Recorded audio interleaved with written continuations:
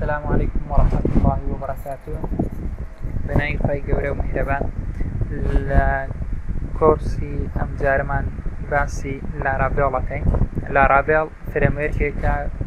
سەر بە خێزانی PHP بەکاردێت بۆ دروستکردنی وێب ئەپلیکیشن کە یەکێکە لەو فرێموێرکانەی کە زۆرترین بەکارهێنەری هەیە و زۆر ئاسانە لە ڕووی فێربوونەوە و زۆرترین فێرکاری و کتێب و تۆتڕیال و کۆرسی لەسەر هەیە بۆ ئەوەی بە شێوەیەکی زۆر ئاسان فێری ببین. لاراڤێڵ یەکێکە لەو فرێموێرکانەی کە لە وێب ئەپلیکیشنە مۆدێل ڤیو کۆنتڕۆلەرە. مۆدێل ڤیو کۆنتڕۆلەر چییە؟ لێرانە ستراکچەری مۆدێل ڤیو کۆنتڕۆلەر باسەکەین. مۆدێل لێرە ئەم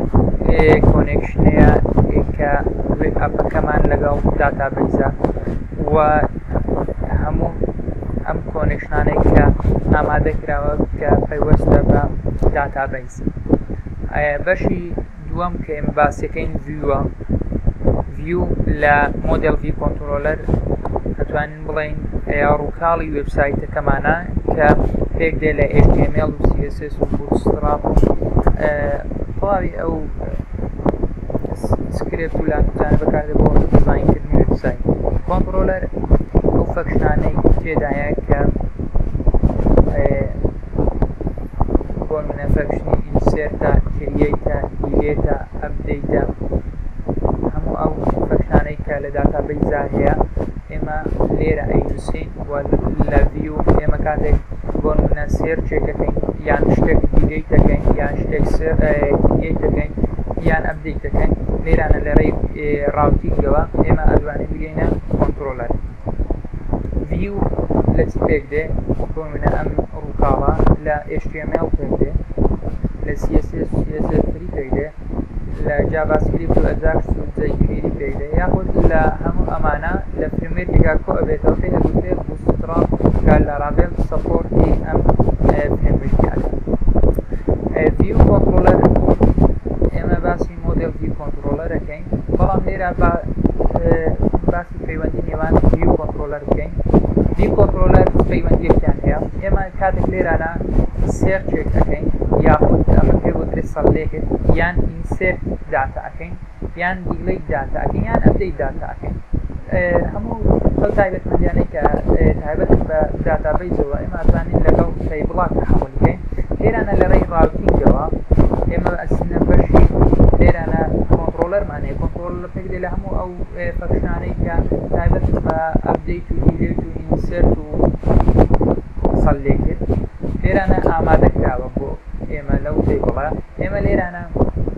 لەڕێی ڕاوتینگەوە کاتێک یوزەر ڕیکوێستێکەکە داواکاریەکەکە بۆ منە سێرچێکەکە یاخود دیلەیتێکەکە یان ئینسێرتێکەکە داتایەک بۆ منە داتایەک داخل ئەکا یاخود داتایەک ڕەشەکاتەوە یاخود لە بەدووی داتایەک ئەگەر یاخود داتایەک نوێ ئەکاتەوە لێرانە بگورە لێرانە ئەم ڕاوتینگە ئێمە ئەباتە ئەو فەکشنەی کە ئێمە داوامەکردەوە منە فەکشنی دیلێت. ئێمە لێرانە شتێک لێرە دیڵێت یاخود دروستەکەین چا بۆ منە دروستکردنی تاقیکردن. کاتێک لێرە کلیکەکەین ئێمە ئەچینە وایە چینە پەڕەیەکی تر، بەڵام لە ڕووی تەکنیکەوە لە ڕووی مێتۆدۆلۆژیەوە پرۆگرامینگ ئێمە لەگەڵ ئەم فەکشنیە تەحەمولە. کاتێک مێتۆدێک ئەم مێتۆدە پۆست دەکەین فەکشنێک دروستمان کردووە فۆرمێک بڕەکەینەوە کە بۆ منە کلیپی دروستکردن ئەەکەین. لێرانە ئەم پۆستەی ئێمە لەم مێتۆدەی فەکشنیە دێنێ کۆنێکشنی ئەم بەشە ئەبێت. لێرانە ئەم داتایە کریەیتە بێت داخل دواتر سەیڤ بێت. لێرە بۆ منە لە ئیندێکس بۆ ئێمە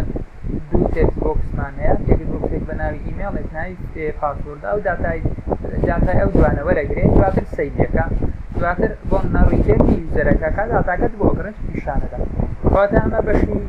ڤیو کۆنتڕۆلەرە. لێرە ئەگەر بین بە شێوەیەکی گشتی باسی مۆدل view controller بکەین و کۆنترۆلەر ئان مۆدل بکەین ئەبینین ئەو ڤیۆی کە ئێمە تازە باسمان کرد داتایەک لێرە دروستە بێ کریەیتە بێ لێرە داتاکە خەزم بوو کۆنترۆلەر هەرستێ بە ئەو داتای کە خەزنی تر ئەنێرێ بۆ مۆدل لێرانە داتا ئیمێل و پاسوردەکەی و یوزەرەکەی وەرگرت ئەنێرێ بۆ مۆدل کۆنێکشنێک دروستەکە یاخود کۆنێکشنێکی تایە هەبوو ئەم کۆنێکشنە لەگەڵ داتابیزە ئەم داتای ئێرانە ئەچێتە ناو داتابیز و خەزنەبێت وارو دواتر پاشان ریسپۆنسە بێ ئەگەڕێتەوە لێرانەش ئەم یوزەرە نوێی کە دروست بوو لێرەش پیشانی ئەدا لە ڤیو پیشانی ئەدا ئەم هێڵکاریە کە مۆدل view controller بە شێوەیەکی زۆر ئاسان دەتوانین تەحمل لەگەڵ ئەم مۆدل view controller بکەین ئەم فرێمورکە عەفوکە لارابێڵە و یەک لە سوودەکانی مۆدل view controller چێمە ئەتوانین MVC-یەک لێرە دروستکەین و دانەیەکی تر لێرە دروستکەین و دانەیەکی تر لێرە واتە بە شێوەیەکی زۆر ئاسان پرۆژەکەی خۆمان لە بچووکەوە بەرەو پێشی بین و ئەپی تایە دروستکەین کە هەر ئەپێک کە لە MVC تایبەت بەخۆی تیابێ و ئەشتوانین لەناو هەمان ئەم MVC بە شێوەیەکی زۆر ئاسان ئەتوانین وێبسایتەکەی خۆمان بەرەو پێش ببین چونکە ئێمە کاتێک وێبسایتێک یاخود پرۆژەیەک دروستەکەین بۆ لە مەنیجمنت سیستەمێکە ئەمە ئەو مەنیجمنت سیستەمە لە پەیجێک و دوو پەیجێک و سێ پەیجێک پێ نایە بەڵکو لەوانەیە لە دێها و بۆنێت 10 و 15 هەتا 40 تا 100 پەیج پێک بێ ئێمە ئەگەر بێت و بمانەوێ زمانێک بەکاربێن یاخود فرێمورکێک بەکاربێن یاخود لانگویجێک بەکاربێن یان سکرێپتێک بەکاربێن بۆ داڕێژنی وێب دەبێ ئێمە فکر لەوە بکەینەوە کە کامە فرێمورێک کامە وێب کامە لانگویج کامە سکرێپت بۆ ئێمە ڕێگە خۆشکەر و زۆر ئاسانە لە بەرەو پێشبردن و گەورەکردنی پرۆژەکەمان ئێمە لاراڤێڵمان هەڵبژار لەبەرەوەی لاراڤێڵێک لەو تایبەتمەندیانەی تایە کە ئەتوانین بە شێوەیەکی زۆر ئاسان ئەو پرۆژەی کە دروست کردووە بەرەو پێشی بی و چ لە ڕووی ڕاوتینگەوە چ لە ڕووی داتابیزەوە چ لە ڕووی بۆ کۆنترۆلەرەوە هەموو ئەو بەشانەی کە تێیدا کۆبۆیتەوە ئەتوانین بە شێوەیەکی زۆر ئاسان ئینهەریتانسیش بکەین واتە بە میرات ئەو داتای هەمانە ببین بەرەو وێبسایتێکی تر یاخود بڕۆین ئەو داتای ئێران ئەکسپۆرت بکەین لەگەڵ کۆنێکشنە لەگەڵ داتابیزێکی تر کۆنێکشن بکەین و ئەتوانین چەند داتابیزی جیاواز دروستکەین و هەر داتابیز و تایبڵی خۆی هەبێ لێرانە لە ڕێگای یەک MVC-ەوە تەحمل لەگەڵ دوو